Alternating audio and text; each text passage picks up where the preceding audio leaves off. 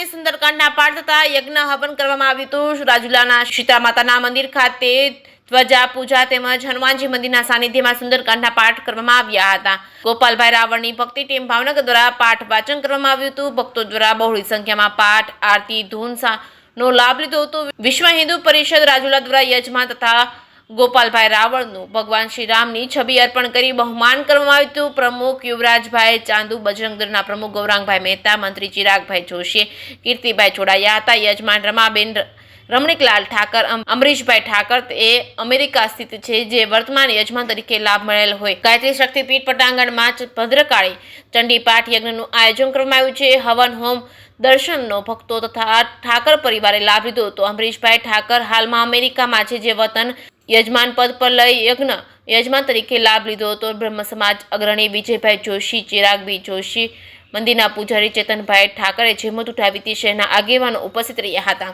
જે કેસની ગુજરાતી સાથે કાળુશાકરનો જાફરાબાદ।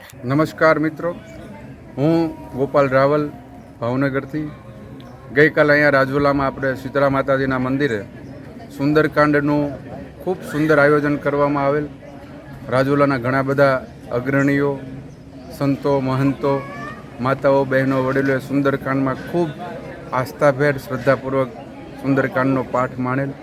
મારો પોતાનો 408મો સુંદરકાંડ ગઈકાલે અહીં કરવાનું મને સદભાગ્ય પ્રાપ્ત થયેલ, પણ ખૂબ આનંદ આવેલ, ખૂબ ઉત્સાહપૂર્વક સૌએ ભાગ લીધેલ સુંદરકાંડ દરમિયાન।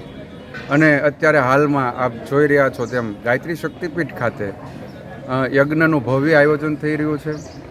અમેરિકા સ્થિત અમરીશભાઈ ઠાકર અને તેમના પરિવાર તરફથી યજમાન પદે અત્યારે યજ્ઞ ચાલી રહ્યો છે અને લોકો આસ્થાભેર અહીંયા યજ્ઞ મહારાજના દર્શન કરી રહ્યા છે, એનો આનંદ છે।